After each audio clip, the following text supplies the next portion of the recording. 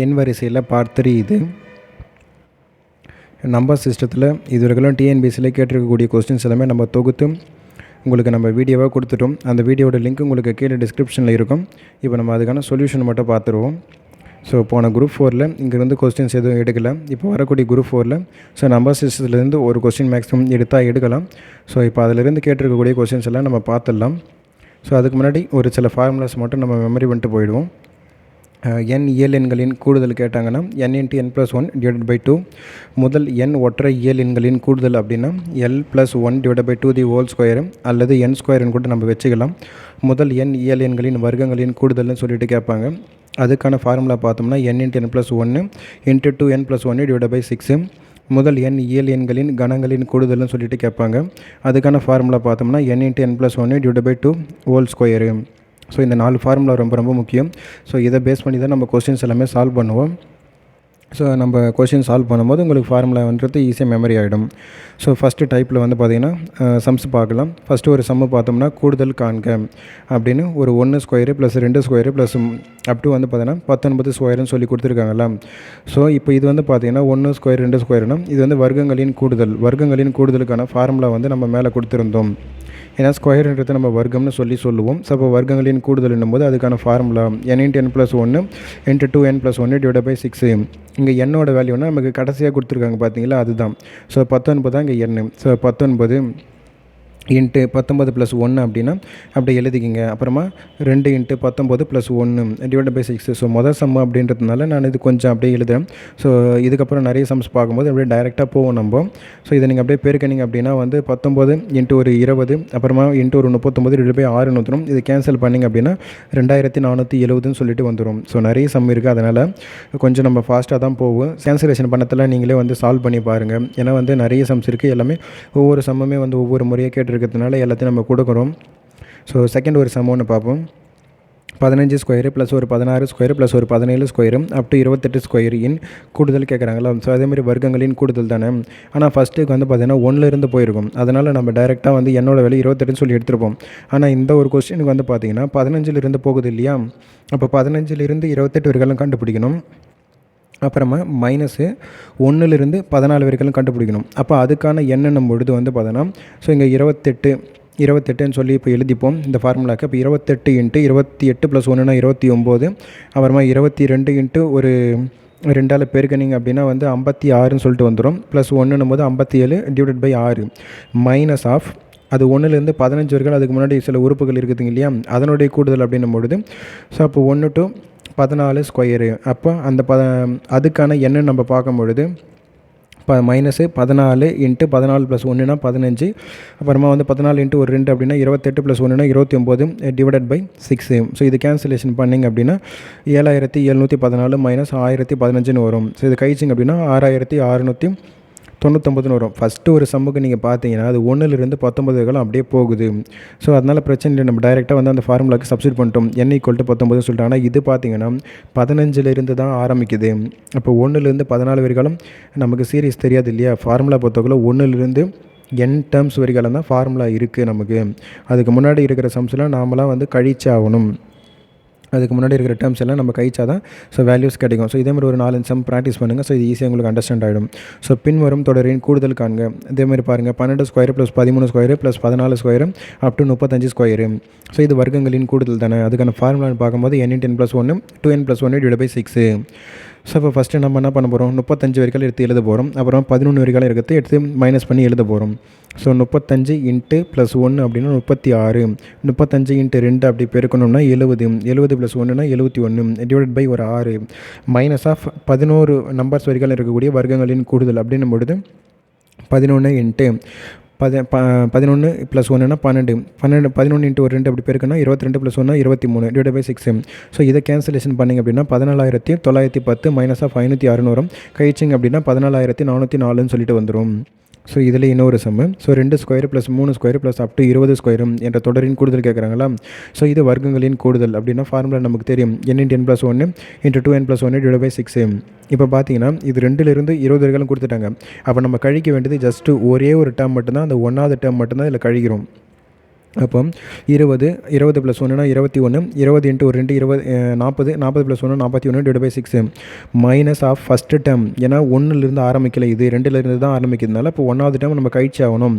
அப்போ 1 எண்ணுக்கு வந்து வேல்யூ பார்த்தீங்கன்னா 1, அப்போ 1 + 1னா 2, அப்போ 1 × 2 + 1னா 3 /6. ஸோ இதுக்கு அப்படியே நீங்கள் கேன்சல் பண்ணிங்க அப்படின்னா ஆன்சர் வந்து 2870 - 1 பண்ணோம் அப்படின்னா ஸோ 2869ன்னு சொல்லிட்டு வரும். ஸோ அடுத்த ஒரு sum 2 power of square plus வந்து 4 power of square plus 6 power of square plus up to வந்து 20 ஸ்கொயர்னு சொல்லி கொடுத்துருக்காங்க. ஸோ இந்த சம் வந்து கொஞ்சம் வித்தியாசமாக இருக்குது. ஏன்னா மற்ற சம்முக்கு எல்லாம் நீங்கள் பார்த்தீங்க அப்படின்னா 2 3 4 5ன்னு சொல்லிட்டு அந்த ஆர்டராக இருக்கும். ஆனால் இது பார்த்திங்கன்னா 2 4 6ன்னு வருது. அப்போ 1 3 5 அப்படின்ற அந்த ஒற்றைப்படை எண்கள் தொடரே காணும். ஸோ அதனால் இது என்ன பண்ணுறோன்னா நம்ம வந்து ஒரு 2 ஸ்கொயர் மட்டும் நீங்கள் காமனாக வெளியெடுத்தீங்களேன், வெளியெடுத்திங்கன்னா 1 square plus 2 square up to 10 square வரைக்கும் வந்துடுமா. இப்போ இது பாருங்கள் 1லேருந்து 10 வரைக்கும் இருக்குது. அப்போ 1லேருந்து 10 வரைக்கும் இருக்கக்கூடியதுக்கு நம்ம வர்க்கங்களின் கூடுதல் கண்டுபிடிச்சா போதும். உங்களுக்கு கொஞ்சம் கன்ஃபியூஸ் ஆகும் அப்படின்னால இப்போ 2 பவர் 2 உள்ளே போனால் 2 பவர் ஆஃப் 4 ஆகாதா அப்படின்ற மாதிரி கேட்கலாம். ஸோ அந்த மாதிரிலாம் கிடையாது. பவர் வந்து எல்லாத்துக்கும் சேம் தான், பேஸ் மட்டும் நம்ம மல்டிபிள் பண்ணுறோம். ஸோ 2 × 1 2, 2 × 2 4, 2 × 3 6, 2 × 10 20, அவ்வளோதான். இப்போ வந்து பார்த்தீங்கன்னா 1லேருந்து 10 வரைக்கும் இருக்கிறதுக்கு வர்க்கங்களின் கூடுதல், அதுக்கான ஃபார்முலா நமக்கு இப்போ தான் பார்த்தோம் இல்லையா. ஸோ அப்போ 10 அந்த 2 பவர் ஸ்கொயர் பண்ணால் 4 இருக்கட்டும், 10 × 10 + 1னா 11, 10 × 2னா 20, 20 + 1னா 21/6. ஸோ இது அப்படியே நீங்கள் கேன்சலேஷன் பண்ணிங்கன்னா 1540ன்னு சொல்லிட்டு வரும். ஸோ இன்னொரு சம்மு வேறு ஒரு மெத்தட் தான். So 1 square minus of 2 square plus 3 square minus of 4 square plus up to என்ற தொடரின் முதல் 40 உறுப்புகளின் கூட்டல் பலனை காண்க. ஸோ 40 உறுப்புகளுடைய கூடுதல் வந்து கேட்குறாங்க. இங்கே பார்த்தீங்கன்னா இது 1 வந்து மைனஸு 1 ப்ளஸ்ஸு அப்படின்ற மாதிரி தான் ஆர்டராக போகுது. ஸோ இது வந்து பார்த்தீங்கன்னா வர்க்கங்களின் கூடுதல் அப்படின்ற மாதிரி தான் எனக்கு தெரிஞ்சிருச்சு. அப்போ 40 உறுப்புகளுடைய வர்க்கங்களின் கூடுதல் எனக்கு தேவைப்படுது.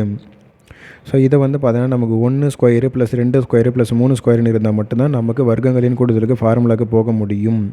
ஸோ இங்கே மைனஸில் இருக்கிறதுனால இதை நம்ம கொஞ்சம் சேஞ்ச் பண்ணுறோம். இப்போ 1 ஸ்கொயரு ப்ளஸ் ஒரு 3 ஸ்கொயரு அப் டு வந்து 39 ஸ்கொயரு ஒற்றைப்படையில் இருக்கிறது மட்டும் எடுத்து எழுதிக்கோங்க, மைனஸ்ன்னு போட்டு ரிமைனிங் இருக்கக்கூடிய அந்த இரட்டைப்படையில் வரக்கூடியது மட்டும் ஒரு டேர்ம் தனியாக எழுதிக்கோங்க. 2 ஸ்கொயரு ப்ளஸ் ஒரு 4 ஸ்கொயரு ப்ளஸ் அப் டு 40 ஸ்கொயர்கள் எழுதிட்டிங்கன்னா இது ரெண்டுத்தையும் அப்படியே நீங்கள் ஒன்றா சேர்த்து எழுதினாலும் மேலே இருக்கிற ஈக்குவேஷன் தான் வரப்போகுது.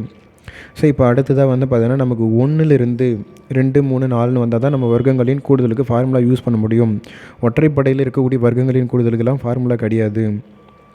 அதனால் இப்போ நமக்கு 1 2 3 வர மாதிரி அதுக்கு அந்த ஆர்டருக்காக நம்ம மாற்றி ஆகணும். இப்போ நம்ம என்ன பண்ணுறோம், ஒரு நம்பராக கூட இப்போ வந்து ஒரு 5ன்னு இருக்குதுன்னு வச்சுமே, அதான் கூட ஒரு +1 ஒரு -1 ஆட் பண்ணுறோம் அப்படின்னா ஏதாவது சேஞ்சஸ் இருக்குமா? 5 கூட 1 கூட்டி 1 கழிக்கிறோம் அப்படின்னா ஏதாவது மாறுமா? ஸோ வேல்யூ மாறாது. அதேமாதிரி தான் இங்கே என்ன பண்ணுறோம், ஒரு டேர்ம் வந்து ஆட் பண்ணுறோம், ஒரு டேர்ம் அதே டேர்மால் மைனஸ் பண்ணுறோம். ஸோ 2 ஸ்கொயரு ப்ளஸ் ஒரு 4 ஸ்கொயரு அப் டு 40 ஸ்கொயரை ஆட் பண்ணுறோம். அதே டேர்ம் வந்து பார்த்தீங்கன்னா அப்படியே மைனஸ் பண்ணுறோம். Minus of 2 square plus 4 square minus up to வந்து பார்த்தீங்கன்னா 40 ஸ்கொயரு. இந்த ரெட்டில் வந்து பார்த்தீங்கன்னா மார்க் பண்ணியிருப்பேன் நான் உங்களுக்கு. அந்த லாஸ்ட் இருக்கிற டேர்ம் எடுத்து அப்படியே எழுதியாச்சு.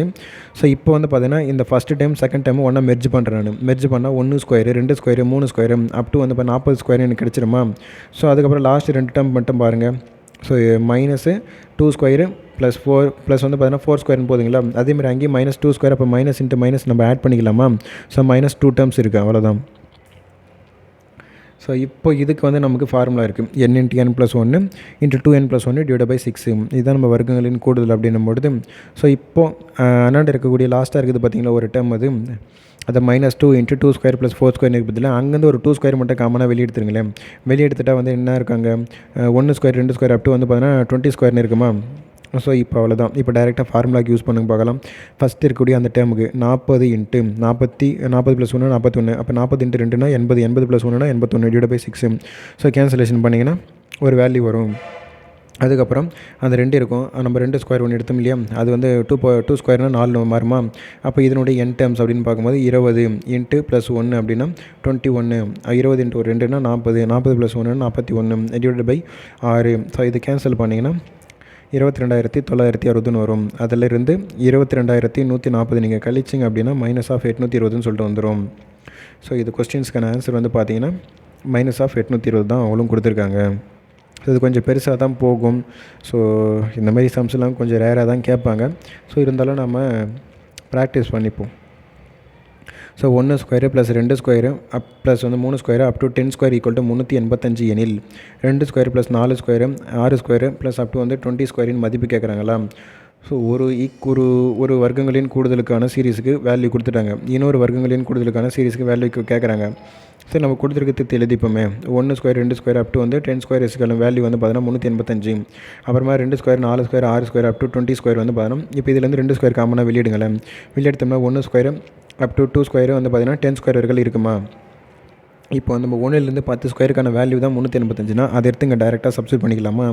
சப்ஸ்டிட் பண்ணிட்டு அப்படின்னா இந்த 2 ஸ்கொயர் எப்படி இல்லை 4 எழுதலாமா. இந்த 1 to 10 ஸ்கொயருக்கான வேல்யூ 385. அப்போ 4 × 385 பெருக்கணும் அப்படின்னா 1540 சொல்லிட்டு வந்துடும். ஸோ அவ்வளோதான், இந்த சம் கொஞ்சம் சிம்பிளாக வந்துருச்சு ஆன்சரு. ஸோ அடுத்ததாக ஒரு சம்மு 5 centimetre 6 centimetre 7 centimetre up to 12 centimetre பக்க அளவுகள் கொண்ட 8 சதுரங்களின் பரப்பளவுகளின் கூடுதல் காண்க. ஸோ சதுரங்களின் பரப்பளவுகள் அப்படின்னாலே நமக்கு தெரியும் ஸ்கொயர்ஸ், ஸ்கொயர்ஸ் அப்படின்னு நமக்கு 2D சம்ஸ் பார்த்தீங்கன்னா படிச்சிருப்போம்.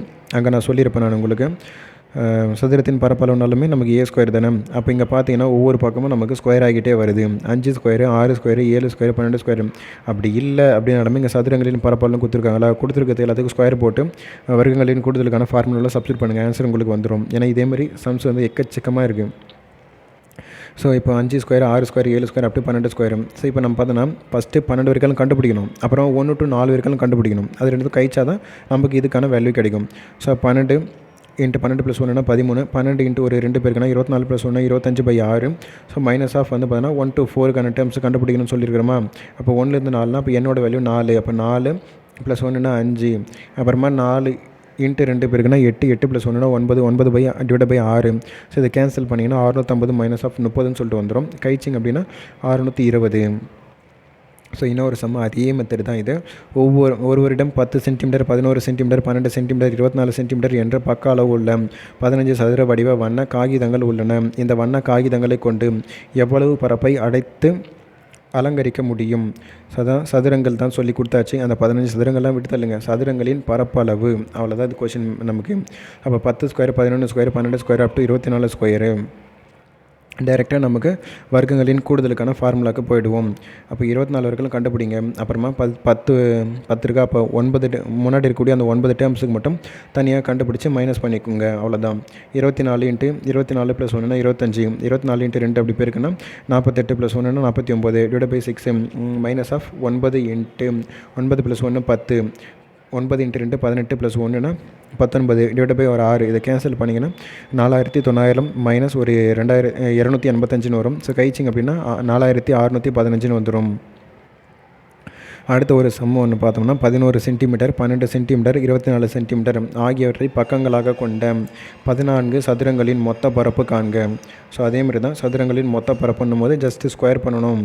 ஏன்னா சதுரங்களின் ஸ்கொயர் இதேமாரி நம்ம கனசதுரங்களுக்குன்னு ஒன்று வரும். அங்கே நம்ம கனமூலம் கண்டுபிடிக்கிறதுக்கான ஃபார்முலா யூஸ் பண்ணுவோம், அதையும் பார்ப்போம். ஸோ இப்போ 11 ஸ்கொயர் 12 ஸ்கொயர் 24 ஸ்கொயர்னா ஸோ இப்போ 24 வரைக்கும் கண்டுபிடிங்க. முன்னாடி இருக்கக்கூடிய அந்த 10 டேர்ம்ஸ் வரைக்கும் தனியாக கண்டுபிடிங்க. கண்டுபிடிச்சி கழிச்சிங்க அப்படின்னா 4515 சொல்லிட்டு வரும்.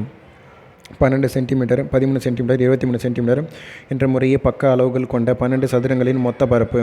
ஸோ அதே மாதிரி தான் இதுக்கும் ஃபஸ்ட்டு 23 அப்புறமா 11 அது வரைக்கும் கண்டுபிடிச்சி நீங்கள் கழிச்சிங்க அப்படின்னா 3818 சொல்லி வரும். ஸோ டைப் 2ல் பார்த்தீங்கன்னா சில சம்ஸ் ஒன்று பார்ப்போம். 12 centimetre 13 centimetre up to 25 centimetre ஆகியவற்றை முறையாக பக்க அளவுகள் கொண்ட 14 கனசதுரங்களின் மொத்த கன அளவை காண்க. அங்கே பார்த்தீங்கன்னா சதுரங்களின் பரப்புன்னு மாதிரி கொடுத்துருந்தாங்க. ஆனால் இது கனசதுரங்களின் கன அளவு அப்படின்னும் பொழுது எல்லாத்துக்கும் க்யூப் பண்ணணும், அவ்வளோதான். 12 cube 13 cube up to 25 cube. அப்போ நமக்கு பார்த்தோன்னா வர்க்கங்களின் கூடுதல் அப்படின்னா n × n + 1 2n + 1 /6ன்னு சொல்லிட்டு ஒரு ஃபார்முலா இருந்தது. நமக்கு பார்த்தோன்னா கணங்களின் கூடுதல் அப்படின்றதுக்கு ஃபார்முலா இப்போ படிச்சிருப்போம் நம்ம மேலே. கணங்களின் கூடுதல் அப்படின்னா n × n + 1 /2 the whole square. So என்னோட வேல்யூ ஒன்று பார்த்தோம்னா 25. இங்கேயும் நமக்கு பார்த்தோன்னா 1லேருந்து 25 வரைக்கும் கொடுக்கல, 12லேருந்து தான் 25 வரைக்கும் கொடுத்துருக்காங்க. அப்போ 1லேருந்து 11 வரைக்கும் நம்ம கண்டுபிடிச்சி கழிக்கணும் அது. அப்போ 1லேருந்து 25 வரைக்கும் கண்டுபிடிங்க. மைனஸ் ஆஃப் 1லேருந்து 11 வரைக்கும் கண்டுபிடிச்சி கழிச்சிட்டிங்க அப்படின்னா நமக்கு ஆன்சர்ன்றது வந்துடும். ஸோ 1லேருந்து 25 வரைக்கும் இருக்கக்கூடிய ஒரு சீரீஸுக்கு கணங்களின் கூடுதல் அப்படின்பொழுது என்னோட வேல்யூ 25. 25 அப்புறமா 25 + 1னா 26 /2 தி ஹோல் ஸ்கொயர். 2ஆல் அடிச்சிங்கன்னா 13 வந்துருமா? அப்போ 25 இன்ட்டு ஒரு 13 பெருக்குனீங்கன்னா 325 வரும். அதை ஸ்கொயர் பண்ணிட்டீங்க அப்படின்னா ஒரு வேல்யூ கீழே இருக்குது. ஸோ செகண்ட் ஒரு டேர்ம் பார்த்துருமே. இப்போ 1லேருந்து 11 அப்படின்னு நம்ம சொல்லியிருப்போம். அப்போ அதனோட என்ன வேல்யூன்னு பார்த்தோம்னா 11 தான். 11 + 1னா 12 / 2. ஸோ இதை கேன்சல் பண்ணிங்கன்னா ஸோ 66ன்னு சொல்லிட்டு வந்துடும். ஸோ இப்போ அப்படியே ஸ்கொயர் பண்ணிங்கன்னா 1,05,625 மைனஸ் 4,325 வரும். இதை கழிச்சிங்கன்னா 1,00,000 அதாவது 1,00,000 வந்து பார்த்தோன்னா 1,269ன்னு சொல்லிட்டு ஒரு வேல்யூ கிடைக்கும் நமக்கு. ஸோ இன்னொரு சம் ஒன்று 1 cube + 2 cube plus up to 15 cube minus 1 + 2 up to 15 இன் மதிப்பு கேட்குறாங்க. ஸோ இதில் வந்து பார்த்தீங்கன்னா நமக்கு 2 விதமான ஃபார்முலா யூஸ் பண்ண போகிறோம். இது 1 கியூப் 2 கியூப் அப் டு வந்து 15 கியூப் வரைக்கும் போகுதா? அப்போ 1லேருந்து 15 கியூபில் இருக்குது அப்படின்னா கணங்களின் கூடுதல் அதுக்கான formula n × n + 1 / 2 the whole square minus அப்படியே இருக்கட்டும் இயல் எண்களின் கூடுதல். ஸோ இயல் எண்களின் கூடுதல் அப்படின்னும் போது ஏன்னா 1 2 அப் டு 15 இருக்குதுங்களா? அப்போ இயல் எண்களின் கூடுதல் அப்படின்னா n × n + 1 / 2 அவ்வளோதான் இதுக்கு ஃபார்முலா.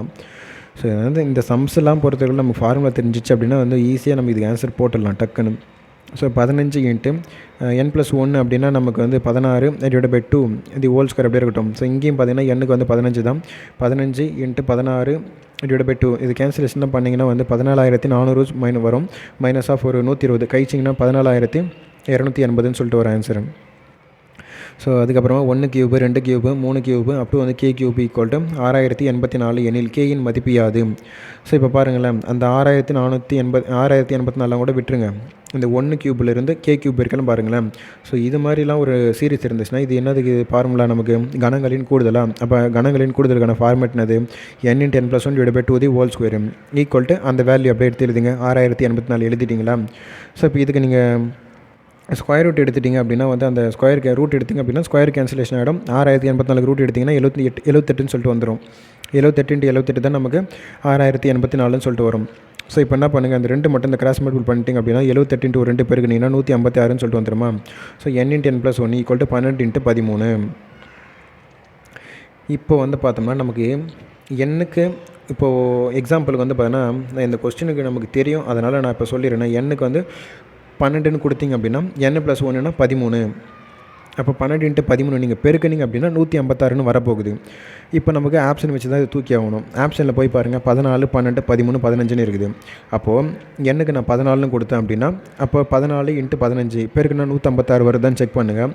இல்லை அப்படின்னா 12 கொடுத்து பாருங்கள். 12 × ஒரு 13 பெருக்குனீங்கன்னா 156 வருதான்னு செக் பண்ணி பாருங்கள். அப்படி வந்ததுன்னா ரெண்டுமே 156 = 156 ஈக்குவலாக இருக்குது. அப்போ என்ன அவங்க கேட்கறது கேயின் மதிப்புன்னு கேட்குறாங்க. ஸோ நம்ம கேன்ற இடத்துல தான் நம்ம என்னன்னு வச்சோம். ஸோ அப்போ கேவோட வேல்யூ வந்து பார்த்திங்கன்னா 12 தான். ஸோ இந்தமாதிரி ஒரு 4-5 சம் இருக்குது. அதெல்லாம் நீங்கள் ப்ராக்டிஸ் பண்ணும்போது ஸோ உங்களுக்கு அந்த மெத்தட்ன்றது ஈஸியாக ஞாபகம் வந்துடும். ஸோ ஒருவேளை உங்களுக்கு வந்து அங்கே ஆப்ஷனில் இருந்து எடுத்துகிட்டு வந்தாலும் ஈஸி தான். அப்படி இல்லை உங்களுக்கு வந்து ஒரே கரெக்டாக ஆன்சர் தெரிஞ்சாகணும் அப்படின்னா 156க்கு வந்து பார்த்தீங்கன்னா ஃபேக்டரைஸ் பண்ணி பார்த்துருங்க. ஸோ 156 வந்து என்ன பண்ணுங்கள், 2ஆல் அப்படியே சிம்பிளிஃபை பண்ணிக்கிட்டே வந்தீங்க அப்படின்னா ஸோ இந்த மாதிரி வந்துடும் வேல்யூ. இப்போ நீங்கள் மேலே இருக்கிறது வந்து பார்த்தீங்கன்னா அப்படியே பெருக்குங்க. 4 2 × 2 4 4 × ஒரு 3 பேருக்குன்னா 12. அப்போ 12 × 13. அப்போ எண்ணுக்கு நான் 12ன்னு கொடுத்தேன்னா n + 1 வேல்யூன்றது 13. அப்போ 12 × 13 பெருக்கணும்னா 156ன்னு வந்துடும்.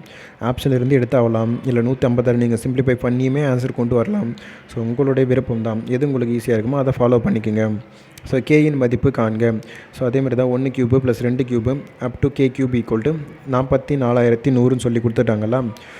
ஸோ இந்த சீரிஸ் வந்து பார்த்தீங்கன்னா கணங்களின் கூடுதல் தான் நமக்கு தெரியும். ஸோ அதுக்கான ஃபார்மேட் எடுத்து எழுதுங்க.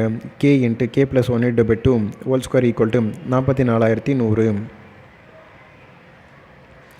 இப்போ அப்படியே இந்த 2 பக்கம் ஸ்கொயர் ரூட் எடுத்திங்க அப்படின்னா வந்து இந்த ஸ்கொயர் கேன்சலேஷன் ஆகிடும். ஸோ அந்த 44,100க்கு வந்து பார்த்தீங்கன்னா நீங்கள் ரூட் எடுத்திங்க அப்படின்னா 210ன்னு சொல்லிட்டு வந்துடும்.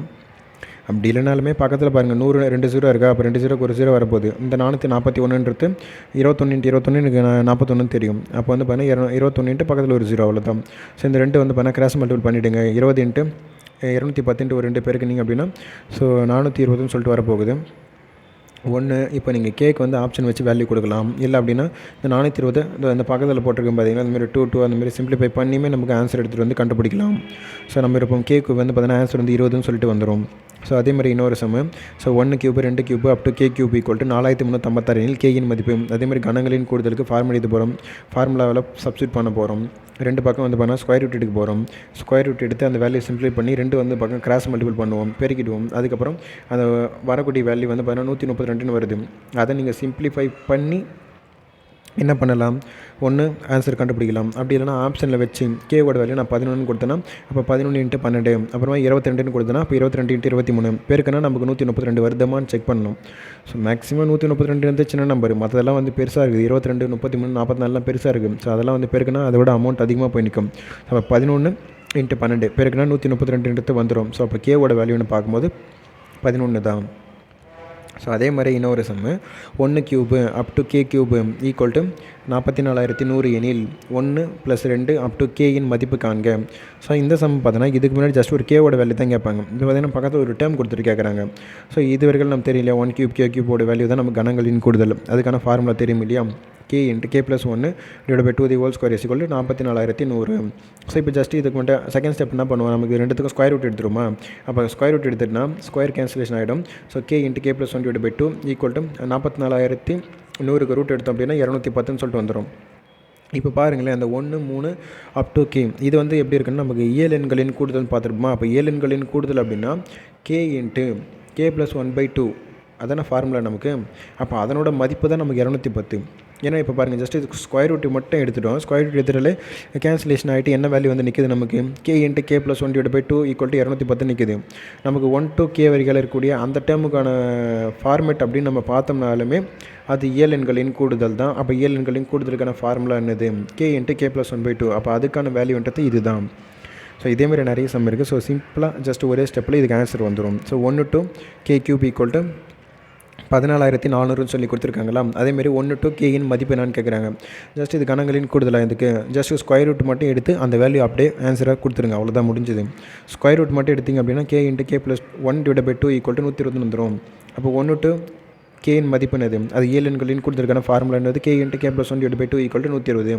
ஸோ அதுக்கான ஆன்சர் இது தான். அப்புறமா 1 + 2 அப் டு வந்து பார்த்தோன்னா n = லாம்டான்னு கொடுத்துட்டாங்க. அப்புறமா வந்து 1 cube 2 cube up to n cube வரைக்கும் என்ன வேல்யூன்னு கொடுத்துருக்காங்க. ஸோ ஃபஸ்ட்டு நம்ம கியூபுக்கு பார்த்துருப்போம், அப்புறமா வந்து இயல் எண்களுக்கு போயிருப்போம். ஸோ இங்கே அப்படியே ரிவர்ஸில் கொடுத்துருக்காங்க. ஸோ அப்போ நம்ம இதுக்கு என்ன வச்சுக்க, அப்போ 1 to n வரைக்கும் இயல் எண்களின் கூடுதல் தானே. அப்போ இயல் எண்களின் கூடுதலுக்கான ஃபார்முலா என்னது, n × n + 1 / 2 = அதனோட வேல்யூ என்னது, லாம்டா. அங்கே கொடுத்துருக்காங்களா, அப்படியே இதுப்போம். ஸோ அப்போ செகண்ட் ஒரு ஈக்குவேஷன் நம்ம கண்டுபிடிக்கணும். அப்போ கணங்களின் கூடுதல் அப்படின்னும் போது அந்த வேல்யூக்கு ஜஸ்ட் அப்படியே ஸ்கொயர் பண்ணால் மட்டும் போதுமா. ஏன்னா மேலே இவ்வளோ சம்மு நீங்கள் பார்த்துருந்தீங்க அப்படின்னா இது வந்து உங்களுக்கு ஈஸியாக ஞாபகம் வரணும். கணங்களின் கூடுதல் அப்படின்னும் பொழுது அந்த நமக்கு இயல் எண்களின் கூடுதலுக்கான வேல்யூவை ஜஸ்ட் அப்படியே ஸ்கொயர் மட்டும் பண்ணுறோம். அப்படியே ஜஸ்ட்டு கணங்களின் கூடுதலுக்கு வந்து பார்த்தோன்னா n × n + 1 / 2 the whole square அதான ஃபார்முலா நமக்கு. அப்போ இதுக்கு மேலே இருக்கிற வேல்யூ ஸ்கொயர் பண்ணிங்கன்னா ஸ்கொயர் ஈக்குவல் டு லாம்டா ஸ்கொயர்னு வந்துடுமா. அப்போ இந்த கொஸ்டினுக்கான வேல்யூ வந்து ஆன்சர் வந்து பார்த்திங்கன்னா லாம்டா ஸ்கொயர்னு வந்துடும். ஸோ இன்னொரு சம்முமே இதேமாதிரி பார்ப்போம். ஸோ 1 to n k எண்ணில் வந்து பார்த்தோன்னா 1 கியூப் அப் டு n கியூபின் மதிப்பு என்னான்னு கேட்டிருக்காங்களா. ஸோ அப்போ 1 to n வேல்யூ என்னது, இயல் எண்களின் கூடுதல். அதுக்கான ஃபார்முலா என்னது, n × n + 1 / 2 அதனோட வேல்யூ என்னது, k.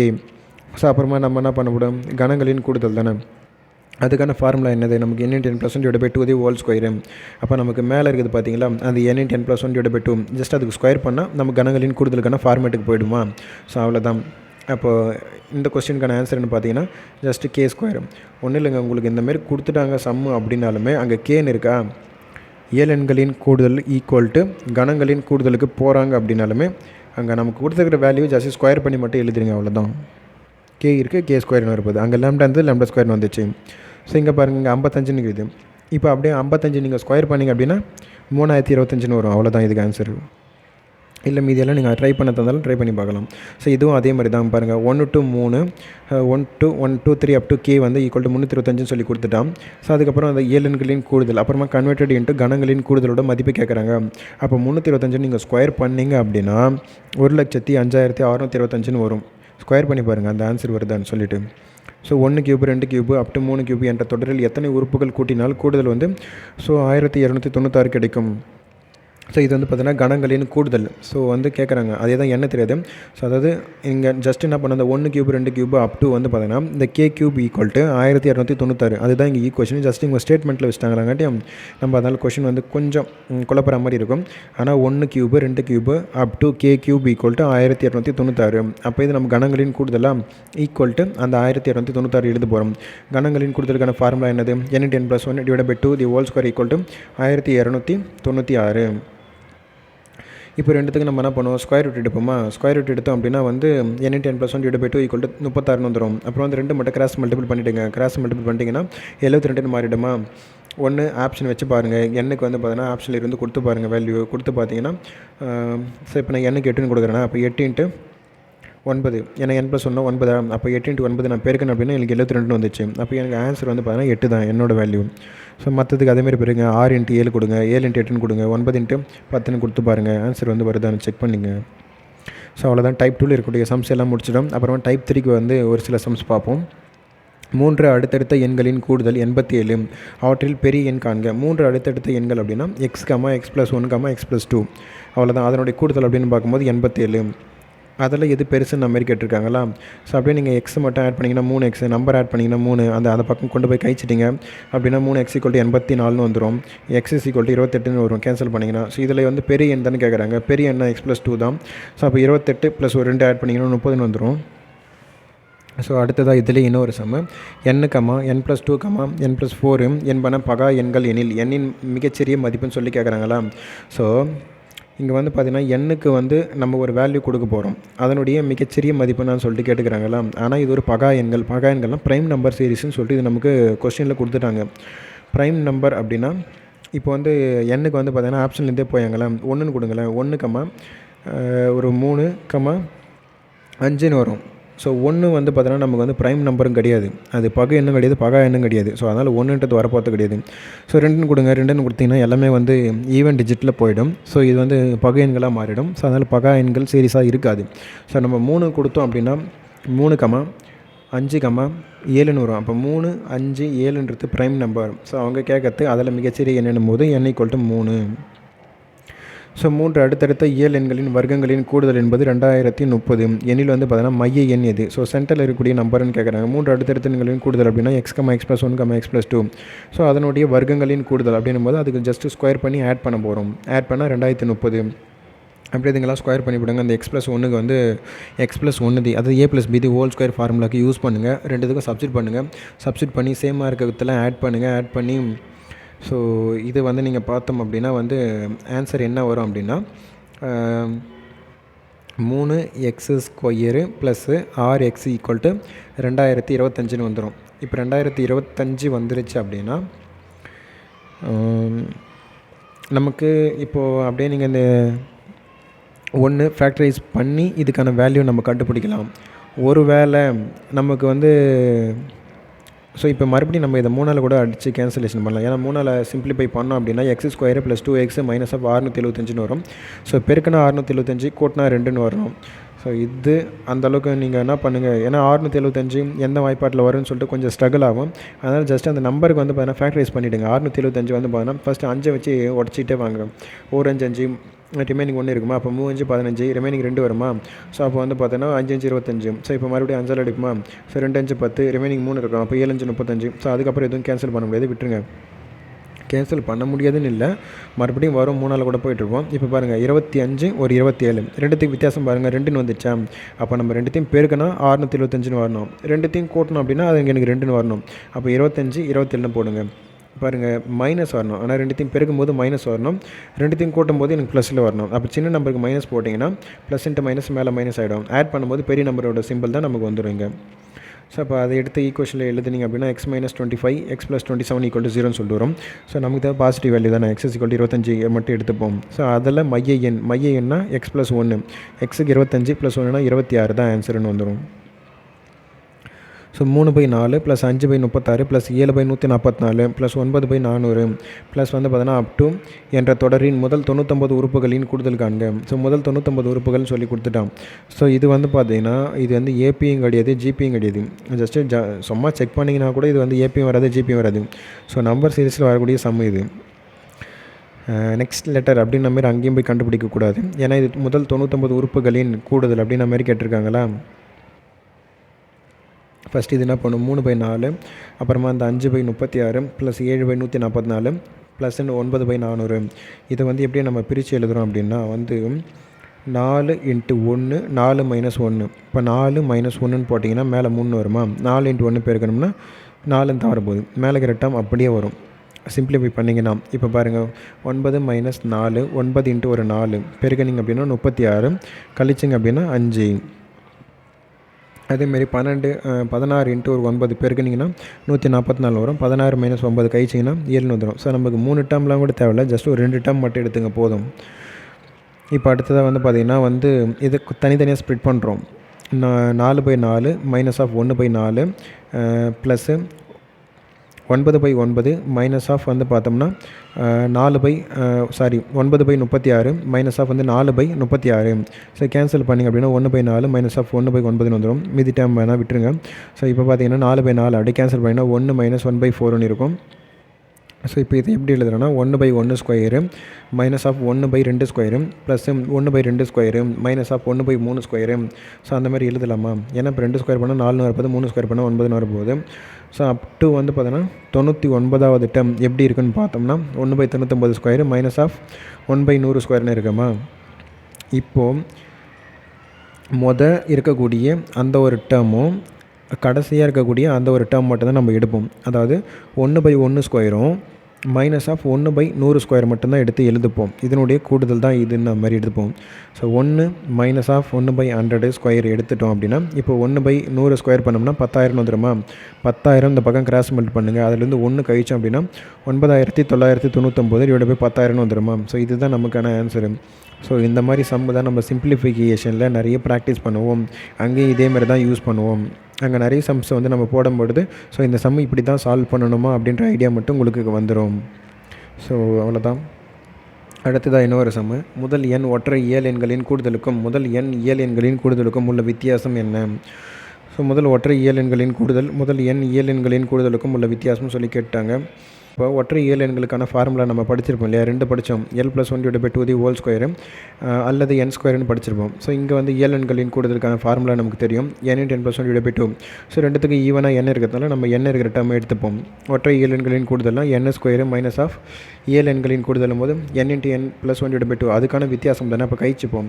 ஸோ இப்போ கழிச்சிங்கன்னா இப்போ 2 இந்த பக்கம் கிராஸ் மல்டிபிள் பண்ணி விட்டுருங்க. இப்போ 2n square minus of n உள்ளதள்ளி பெருக்கினீங்கன்னா n ஸ்கொயர் ப்ளஸ் அப்படியே மைனஸ் உள்ளதள்ளிட்டிங்கன்னா மைனஸ் என்ன மாறிடும்.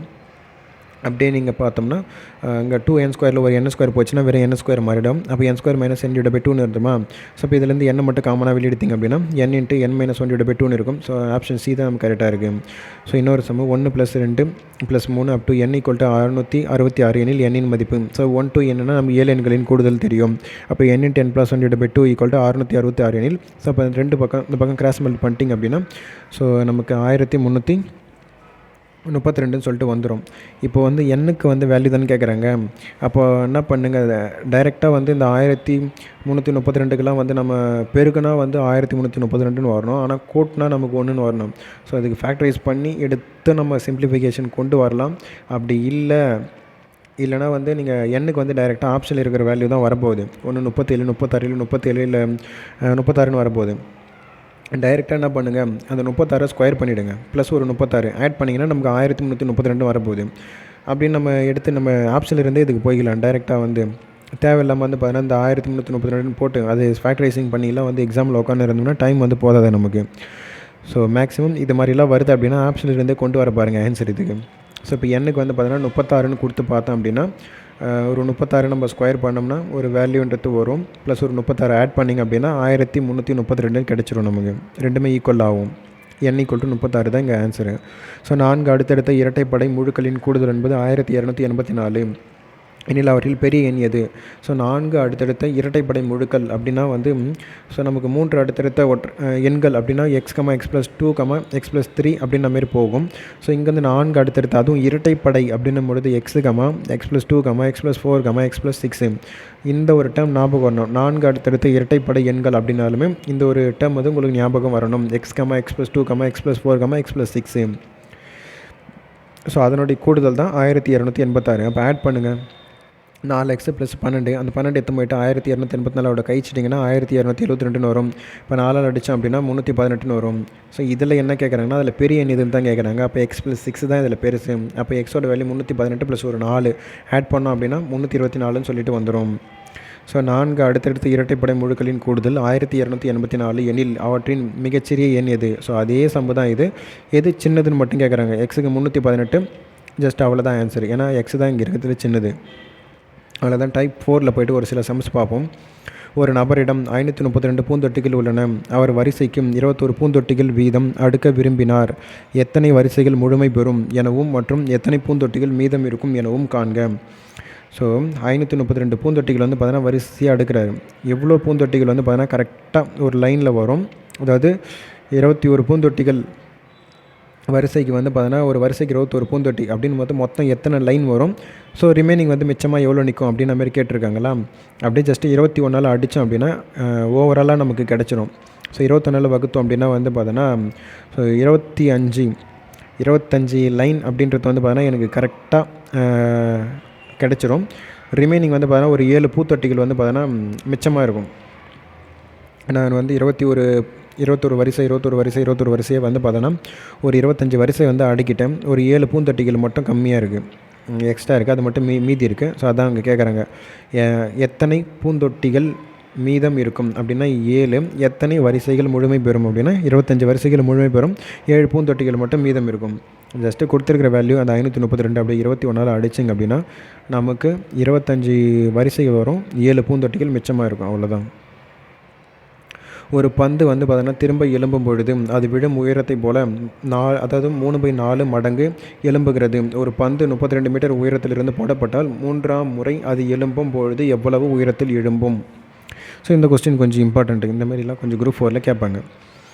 ஸோ வந்து பார்த்தீங்கன்னா ஒரு 32 மீட்டர் ஹைட்லேருந்து ஒரு பந்து நான் போடுறேன். மொத்தமாக 32 வந்து பார்த்தீங்கன்னா ஒரு 4ன்னு வச்சுப்போமே, ஒரு 4 பாகமாக இருக்குது. அதில் போட்டு ஒரு குதிச்சு ஒரு எலும்புது இல்லை.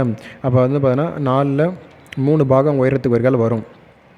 மறுபடியும் ஜஸ்ட்டு அது மறுபடியும் வந்து பார்த்தீங்கன்னா ஒரு ஜம்ப் ஆகுதுன்னா மறுபடியும் 4ல் 3 பங்கு, மறுபடியும் வந்து பார்த்தீங்கன்னா 4ல் 3 பங்குன்னு சொல்லிட்டு கடைசியாக ஓய்வு நிலைக்கு வந்துடும்.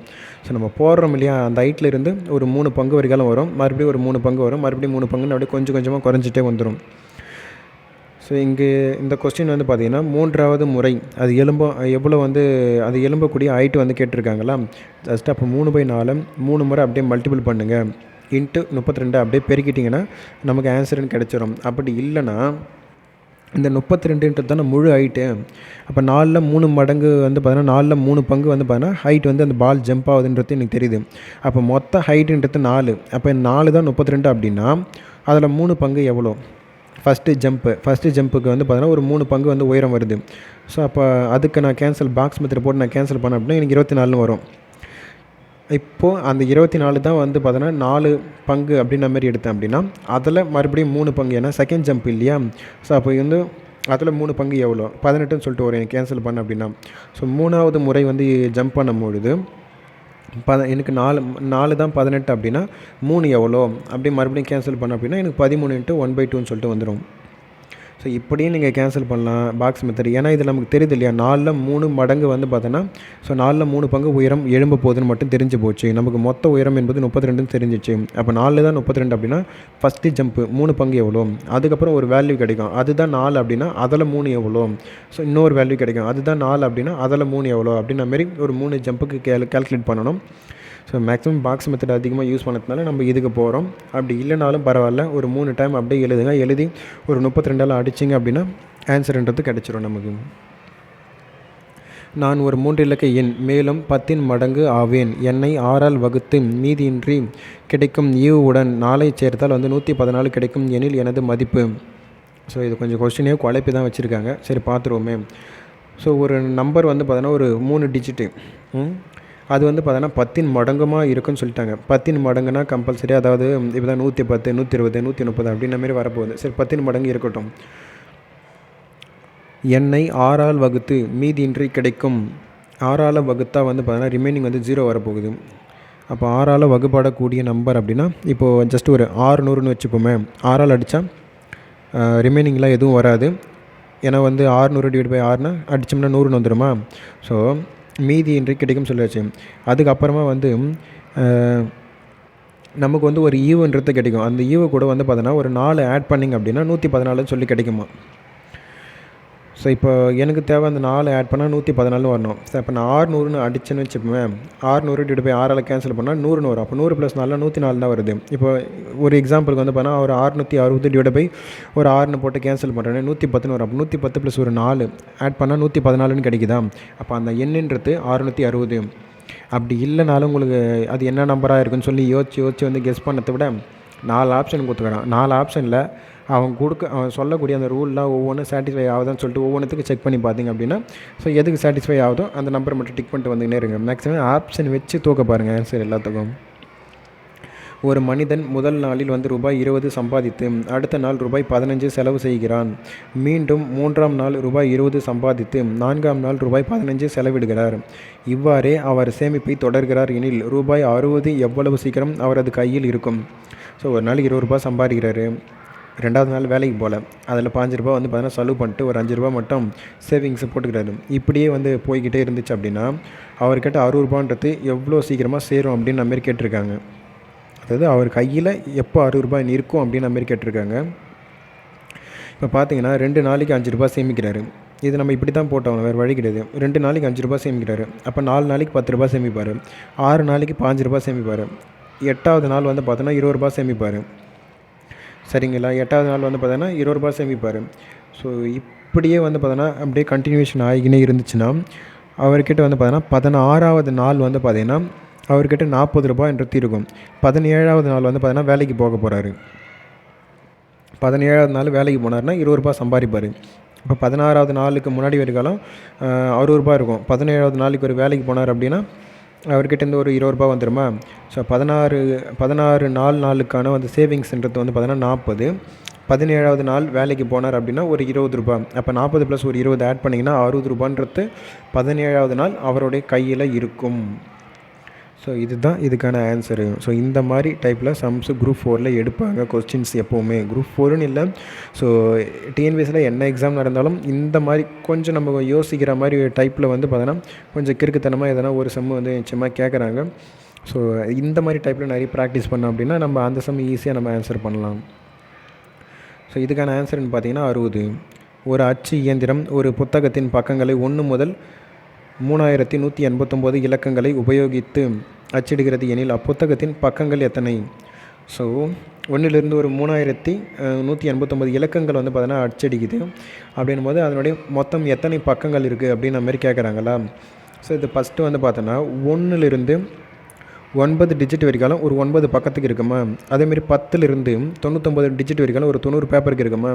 அப்புறமா 100லிருந்து 999 வரைக்காலும் 3 டிஜிட்ன்றது வந்து பார்த்தோன்னா ஒரு 900 பேப்பரில் இருக்குமா. ஸோ 1வது டிஜிட் வந்து பார்த்தோன்னா ஒரு 9 பேப்பருக்கு இருக்கும். 2வது டிஜிட் வந்து பார்த்தோன்னா ஒரு 90 பேப்பரில் இருக்கும். 2 டிஜிட்டில் அப்போ 3 டிஜிட்டில் ஆரம்பிக்கிற நம்பர்ஸ் மட்டும் ஒரு 900 பேப்பரில் இருக்கும். ஸோ அதுக்கப்புறமா வந்து பார்த்திங்கன்னா மறுபடியும் நான் என்ன பண்ணுவேன், 1000லிருந்து 9999ன்னு சொல்லிட்டு எழுதுவேன் நான். ஆனால் நமக்கு ஆன்சர் வந்து பார்த்தீங்கன்னா 3000லே முடிஞ்சிது இல்லையா, 3000 சில்லறைக்குள்ளேயே இருக்குது. ஏன்னா முழுசாக அது ரவுண்டாக வந்து 9000க்கு போகலை. அப்போ நமக்கு இந்த 3த்துக்கு மட்டும்தான், அது 1 டிஜிட்டு 2 டிஜிட்டு 3 டிஜிட் தான். 4 டிஜிட்டில் வந்து கொஞ்சம் மிச்சமாக இருக்குது, அது ஃபுல்ஃபில் ஆகலை கொஸ்டினுங்க. ஸோ அதனால் மீதி அந்த 4 டிஜிட்டில் எவ்வளோ இருக்குதுன்னு தெரியல, அதனால் அதை அப்படியே வச்சுக்கிறேன் நான்.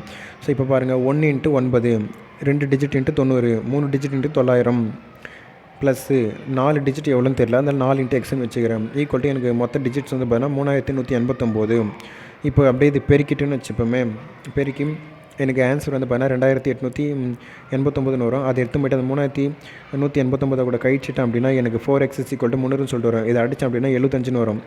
ஸோ எக்ஸோட வேல்யூ தான் எனக்கு 75 தெரிஞ்சிச்சு. இப்போ பாருங்கள் 900 ப்ளஸ் 3 டிஜிட் பேப்பர்ஸ் வந்து பார்த்தீங்கன்னா எனக்கு 900 இருக்குது. 2 டிஜிட் பேப்பர்ஸ் வந்து 90ன்னு இருக்குது.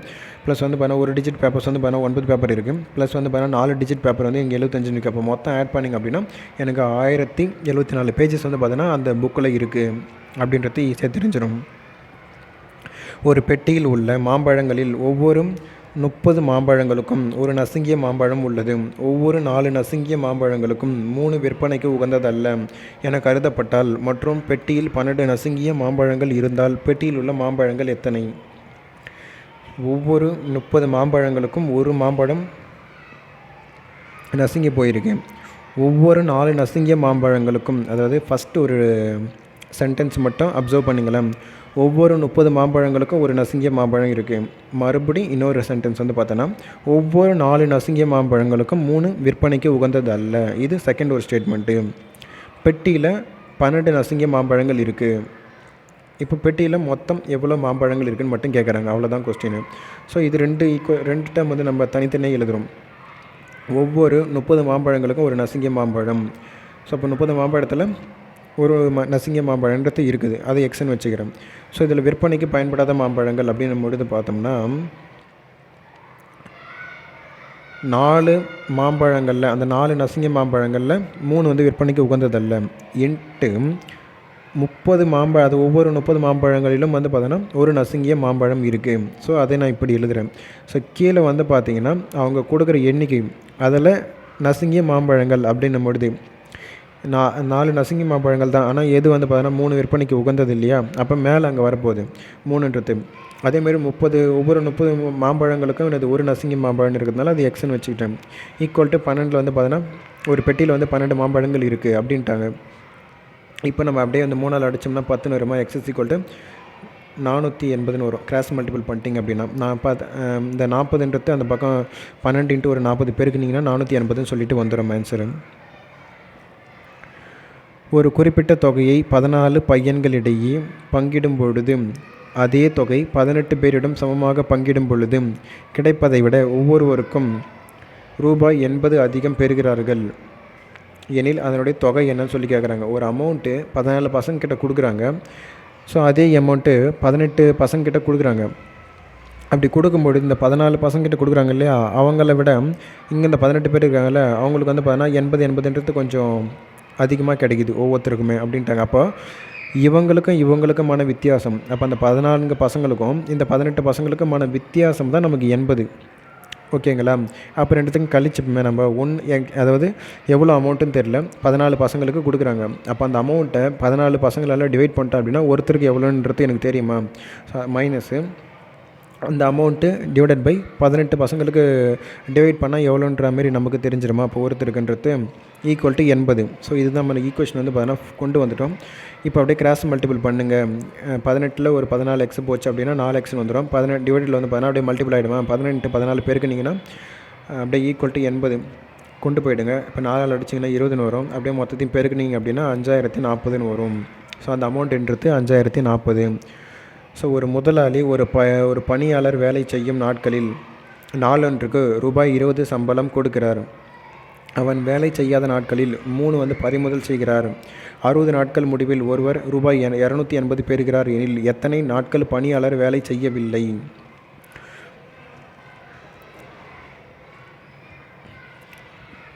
ஸோ வந்து பார்த்தோன்னா ஒரு நாளைக்கு 20 ரூபா சம்பளம். ஆனால் ஒரு நாள் வந்து பார்த்தோன்னா வேலை செய்யலை அப்படின்னா 3 ரூபா வந்து பிடிச்சிப்பாங்க. அப்போ 20 into x minus 3 Y equal to வந்து பார்த்தோன்னா அவர் மொத்தமாக வாங்கின சம்பளம்னு பார்க்கும்போது 280. ஸோ அதுக்கடுத்து தான் வந்து பார்த்தோம்னா ஒரு நாள் செய்கிறாரு. அப்போ x plus y equal to 60 நாட்கள் வந்து பார்த்தோன்னா செய்கிறாரு. இப்போ ஒய் ஈக்குவல் டு வந்து பார்த்தோன்னா ஸோ அந்த டேர்ம் அப்படியே இருக்கட்டும். இப்போ x plus y equal to 60 நாட்கள் ஒரு நாள் அப்படி செஞ்சார் அப்படின்னா 20 ரூபா சம்பளம். நின்றுட்டார் அப்படின்னா மைனஸ் 3 ரூபா பிடிச்சிப்பாங்க. ஈக்குவல் டு 280 ரூபா. அது நாட்கள் கீழே இருக்கிறது அமௌண்ட்டுக்கு. ஸோ இப்போ ரெண்டுத்துக்கு நான் வந்து கேன்சலேஷன் பண்ணணும். அதனால் நான் ஃபஸ்ட் ஈக்குவேஷன் என்ன பண்ணுறேன்னா 3ஆல் மல்டிபிள் பண்ணுறேன் அப்படின்னா எனக்கு 3 ஒய்ன்னு வந்து ஒய் கேன்சலேஷன் ஆகிடும். ஸோ 2 ஈக்குவேஷன் கேன்சல் பண்ணுறதுக்காக நான் ஃபஸ்ட் ஈக்குவேஷன் 3ஆல் மல்டிபிள் பண்ணுறேன். So 3x + 3y equal to 6 3 18 180 மாறிடுமா? இது இப்போ செகண்ட் ஈக்குவேஷன் அப்படியே எழுதுங்க. 20x - 3y equal to 280. So இப்போ பார்த்தோம்னா அந்த ப்ளஸ் 3yக்கும் மைனஸ் 3yக்கும் கேன்சலேஷன் ஆகிடும். இப்போது அப்படியே ஆட் பண்ணிங்க அப்படின்னா 23x = 460ன்னு சொல்லிட்டு வந்துடும். இப்போ எக்ஸால் 23ஆல் அடித்தோம் அப்படின்னா ஸோ 2 23 46ன்னு சொல்லிட்டு வந்துடுமா? அப்போ x = 20ன்னு சொல்லிட்டு வந்துடும். இப்போ x + y = 60. இப்போ எக்ஸோக்கு வேல்யூ எனக்கு 20ன்னு தெரிஞ்சு போச்சு. ஒய்க்கு வேல்யூ கொடுங்க பார்க்கலாம். இப்போ ஒய் கண்டுபிடிக்கணும். ஒய் ஈக்குவல் டு 60 மைனஸ் ஒரு 20 கழிச்சோம் அப்படின்னா 40ன்னு வந்துடுமா? அப்போ ஒய்க்கு 40. கொஸ்டினில் என்ன பார்த்தீங்கன்னா, எத்தனை நாட்கள் பணியாளர் வேலை செய்யவில்லை? எக்ஸ் வந்து வேலை செய்யறதுக்கான நாட்கள், ஒய்ன்றது வேலை செய்யாமல் இருப்பதுக்கான நாட்கள். அப்போ வேலை செய்யாமல் இருப்பதற்கான நாட்கள் வந்து பார்த்தீங்கன்னா 40. ஸோ எருதுகளும் வாத்துகளும் உள்ள ஒரு கூட்டத்தின் வந்து பார்த்தீங்கன்னா கால்களின் மொத்த எண்ணிக்கையானது தலைகளின் 2 மடங்கை விட 24 அதிகம் எனில் அந்த கூட்டத்தில் உள்ள எருதுகளின் எண்ணிக்கை என்ன? ஸோ ஒரு இடத்துல வந்து பார்த்தீங்கன்னா எருதுகளும் வாத்துகளும் இருக்குது. கால்களின் மொத்த எண்ணிக்கை வந்து பார்த்தோன்னா தலைகளோட எண்ணிக்கை விட 2 மடங்கை விட 24 அதிகம் சொல்லிட்டாங்க. ஸோ அந்த கூட்டத்தில் வந்து பார்த்தோன்னா உள்ள எருதுகளின் எண்ணிக்கை. ஸோ ஃபஸ்ட்டு நம்ம எருதுகளும் வாத்துகளும் எடுத்துப்போமே. ஸோ எருதுகள் அப்படின்னா ஒரு தலை தான் இருக்கும், வாத்துக்கும் ஒரு தலை தான் இருக்கும். ஆனால் எருதுக்கு வந்து பார்த்தோன்னா 4 கால்கள் இருக்கும், வாத்துக்கு வந்து பார்த்தோன்னா 2 கால்கள் இருக்கும்.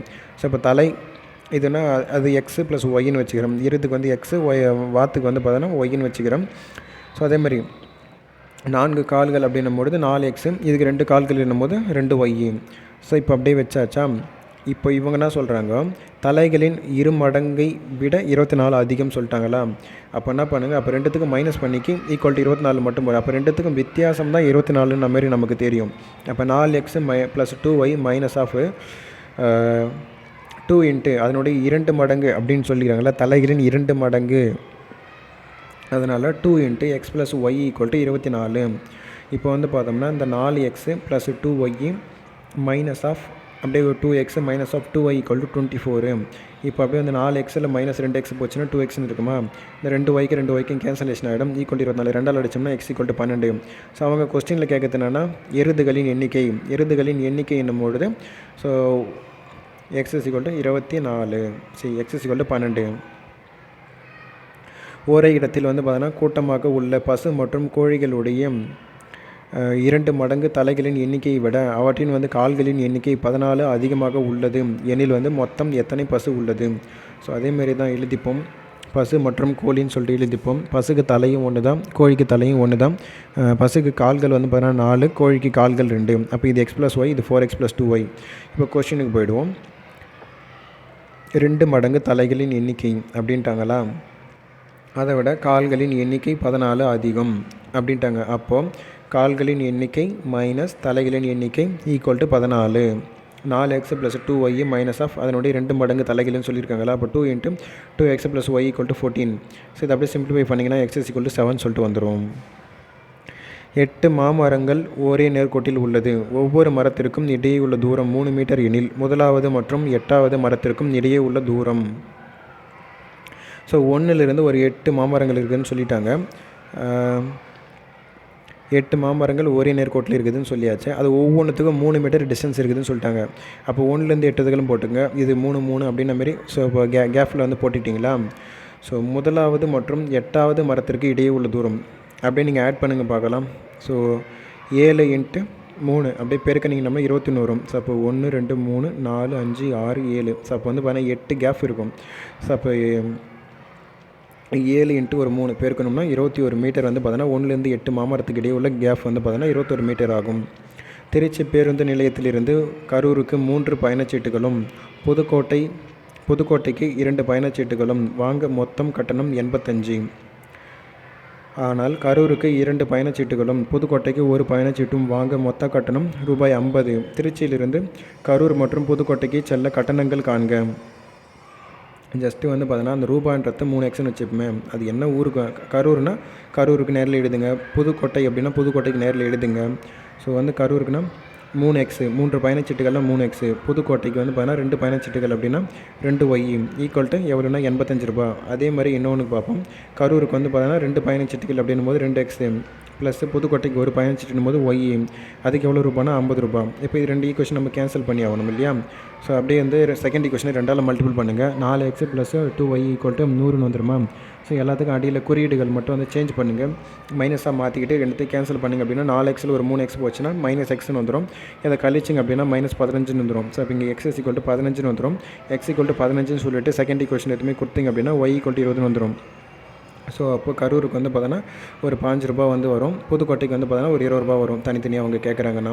ஸோ ஒரு பென்சிலின் வந்து பார்த்தோன்னா 8ல் 1 பங்கு கருப்பு நிறமாகவும், மீதமுள்ள பகுதியில் 2ல் 1 பங்கு வெள்ளையாகவும், அதில் மீதமுள்ள பகுதி ஒரு 3.5 சென்டிமீட்டர் வந்து பார்த்தோன்னா அளவு நீல நிறமாகவும் உள்ளது எனில் பென்சிலின் மொத்த நீளம் கேட்குறாங்க. ஸோ 8ல் 1 பங்கு கருப்புன்னு சொல்லிட்டாங்க. அதில் மீதி இருக்கக்கூடிய பங்கு எவ்வளோ?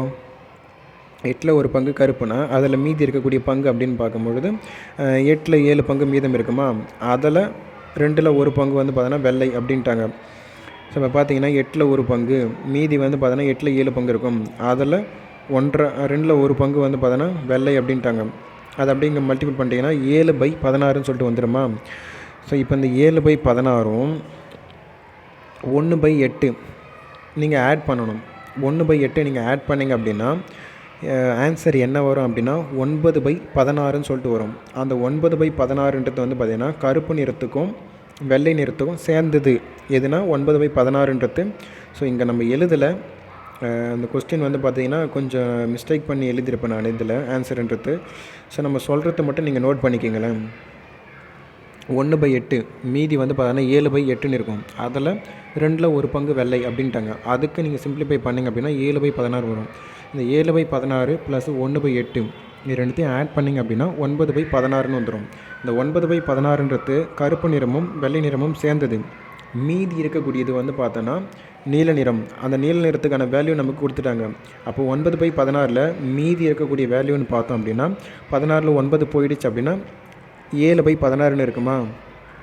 அப்போது 7/16 அந்த வேல்யூ தான் நமக்கு வந்து பார்த்தோம்னா அந்த 7 பங்கு இருக்குது இல்லையா, அந்த 7 பங்கு தான் வந்து நமக்கு அந்த 3.5 சென்டிமீட்டர்னு கொடுத்துருக்காங்க இல்லையா. அதை கொஞ்சம் சிம்பிளிஃபை பண்ணிங்கன்னா 3 2 6 + 1 7 7/2. ஸோ அந்த 7 தான் 7/2 அப்படின்னா 16 எவ்வளோ மொத்த நீளம் தான் கேட்குறாங்க. அப்போ மொத்த நீளம்னா 16 எவ்வளோன்னு சொல்லி கண்டுபிடிச்சா மட்டும் போதும். ஸோ இதை அப்படியே நீங்கள் கேன்சல் பண்ணிங்க அப்படின்னா ஆன்சர் வந்து பார்த்தோன்னா x = 8ன்னு சொல்லிட்டு வந்துடும். ஒரு தன்னார்வ தொண்டு நிறுவனம் ஒரு தேசிய நெடுஞ்சாலையின் இருபுறங்களிலும் மரங்கள் நட்டன. அவற்றில் சில கனிதரா மரங்களின் எண்ணிக்கை கனிதரும் மரங்களின் எண்ணிக்கையின் 3 மடங்கோடு 2ஐ கூட்டினால் வரும். மொத்தம் 106 மரங்கள் நடப்பட்டு இருந்தால் கனிதரும் மரங்களின் எண்ணிக்கை எவ்வளவு?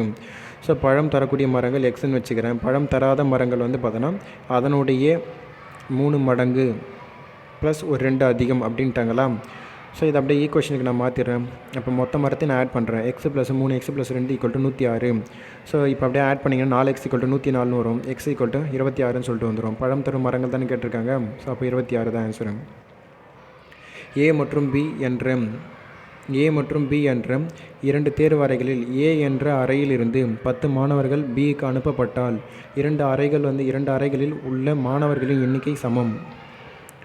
ஸோ அடுத்த ஒரு கொஸ்டின், A மற்றும் B என்ற 2 தேர்வு அறைகளில் A என்ற அறையிலிருந்து 10 மாணவர்கள் Bக்கு அனுப்பப்பட்டால் 2 அறைகளில் உள்ள மாணவர்களின் எண்ணிக்கையும் சமம் அப்படின்ட்டாங்க. ஸோ Bயிலிருந்து 20 மாணவர்கள் A என்ற அறைக்கு அனுப்பப்பட்டால் Aயில் உள்ள மாணவர்கள் Bயில் உள்ள மாணவர்களைப் போல 2 மடங்கு எனில் A, B அறைகளில் உள்ள மாணவர்களின் எண்ணிக்கைக்கு முறையே. இப்போ கொஸ்டினுக்கு சொல்யூஷனுக்கு வந்துடுவோம். இப்போ வந்து பார்த்திங்கன்னா ஏன்றது நான் எக்ஸ்ன்னு வச்சுக்கிறேன், பின்றது ஒய்ன்னு வச்சுக்கிறேன். ஸோ ஏலேருந்து 10 மாணவர்கள் வந்து போகிறாங்க அப்படின்னா -10. அப்போ ஒய்யில் 10 மாணவர்கள் வந்து பார்த்தீங்கன்னா சேர்றாங்க, அப்போ +10. ரெண்டுமே ஈக்குவல் அப்படின்ட்டாங்க. ஸோ இப்போ நம்மனா இப்போ x - y = அந்த 10 பார்க்கும்போது ப்ளஸ்ஸாக மாறுமா. அப்போ x - y = 20. ஒரு ஈக்குவேஷன் வந்து ஒரு ஸ்டேட்மெண்ட்லேருந்து ரெடி பண்ணிட்டோம். இப்போ இன்னொரு ஈக்குவேஷன் வந்து பார்த்தீங்கன்னா செகண்ட் ஸ்டேட்மெண்ட்டு. ஸோ பியிலேருந்து ஒரு 20 மாணவர்கள் ஏக்கு அனுப்புகிறாங்க. அப்போ b - 20 = a + 20 அப்படின்ட்டாங்களா. அதில் இப்போ வந்து பார்த்தீங்கன்னா ஏயில் உள்ள மாணவர்கள் பியில் உள்ள மாணவர்களைப் போல் 2 மடங்கு அப்படின்னு வேறு சொல்லிட்டாங்களா. அப்போது x + ஒரு 20, ஏன்னா இங்கே பார்த்தீங்கன்னா தெரியும் ஏல தான் இப்போ வந்து பார்த்தீங்கன்னா ஆட் ஆகிறாங்க வந்து 20 மாணவர்கள். ஸோ பியிலேருந்து 20 மாணவர்கள் வந்து பார்த்தீங்கன்னா போயிடுறாங்க, அதனால் அங்கே -20. ஏவில் இப்போ வந்து பார்த்தீங்கன்னா ஏவில் உள்ளவர்கள் வந்து பார்த்தோன்னா, ஸோ இங்கே வந்து கொஞ்சம் உங்களுக்கு கன்ஃபியூஷன் ஆகும். எதுக்காக நான் சொல்கிறேன் அப்படின்னா, ஏவில் உள்ள மாணவர்கள் பியில் உள்ள மாணவர்களை போல் 2 மடங்கு அப்படின்ட்டாங்க. ஏயில் உள்ள மாணவர்கள் வந்து பார்த்தோன்னா இதுதான், பியில் உள்ள மாணவர்களை போல் 2 மடங்கு அப்படின்னா, இப்போ உதாரணத்துக்கு வந்து பார்த்திங்கன்னா ஒரு இப்போ x = வந்து பார்த்திங்கன்னா x = ஒரு 2b அப்படின்னு நான் வைக்கிறேன்னு வச்சுப்பேன். எக்ஸ் ஈக்குவல் டு 2b அப்படின்னு நான் எழுதுறேன்னா, இப்போ பியோட வேல்யூ என்னன்னு சொல்லுவீங்க? 1ன்னு சொல்லுவீங்க. எக்ஸோட வேல்யூன்னு கேட்டிங்கன்னா 2ன்னு சொல்லுவீங்க. இப்போ எக்ஸ் ப்ளஸ் 20 தான் 2. அப்போ ஒய் மைனஸ் 20க்கான வேல்யூ என்னும்போது 1 தான். இப்போ இந்த எக்ஸ் அந்த 2ன்றது எதுக்கு வந்து ஈக்குவலாக இருக்குதுன்னு பார்த்தோம்னா எக்ஸுக்கான வேல்யூ தான் அது. அப்போ எக்ஸ் ப்ளஸ் 20 ஈக்குவல் டு 2 மடங்கு ஆஃப் பியில் உள்ளவர்களைப் போல 2 மடங்கு ஏவில் உள்ளனர். கொஞ்சம் இது குழம்பு உங்களுக்கு ஒரு 4-5 சம்ஸ் வந்து நீங்கள் இதை ப்ராக்டிஸ் பண்ணிங்க அப்படின்னா உங்களுக்கு ஈஸியாக அண்டர்ஸ்டாண்ட் ஆகிடும். ஸோ இதேமாரி சம்ஸ் நீங்கள் ரேஷியோ அண்ட் ப்ரொப்போர்ஷன்ஸ் வந்து நம்ம நடத்துவோம். அங்கே போனீங்கன்னா இதே மாதிரி சம்ஸ் வந்து நிறைய ப்ராக்டிஸ் பண்ணலாம்.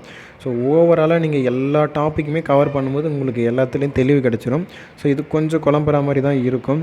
நிறைய சம் ப்ராக்டிஸ் பண்ணும்போது இது உங்களுக்கு ஈஸியாக புரியும். ஏன்னா ரேஷியோ அண்ட் ப்ரொப்போர்ஷன்ஸில் ஒவ்வொரு சம்மும் இதே மாதிரி டைப்பில் இருக்கும். So x minus 2y equal to வந்து பார்த்தோன்னா இப்போ அப்படியே சிம்பிளிஃபை பண்ணிங்க அப்படின்னா வந்து x minus 2y equal to minus 60ன்னு சொல்லிட்டு வந்துடும். அப்புறமா அந்த 2 ஈக்குவேஷனை சால்வ் பண்ணிங்க அப்படின்னா வந்து ஃபஸ்ட் ஈக்குவேஷனை 2ஆல் மல்டிபிள் பண்ணிவிடுங்க. ஸோ செகண்ட் ஈக்குவேஷன் வந்து பார்த்தீங்கன்னா 2ஆல் மல்டிபிள் பண்ணிட்டீங்க. செகண்ட் ஈக்குவேஷன் வந்து ஃபஸ்ட் ஈக்குவேஷன் வந்து பார்த்தீங்கன்னா X minus 2y equal to minus 60 அப்படியே இருக்குது. செகண்ட் ஈக்குவேஷன் வந்து பார்த்தீங்கன்னா 2x minus 2y equal to 40ன்னு இருக்குதுங்களா. ஃபஸ்ட் ஈக்குவேஷனை 2ஆல் மல்டிபிள் பண்ணிட்டாங்க, அவ்வளோதான்.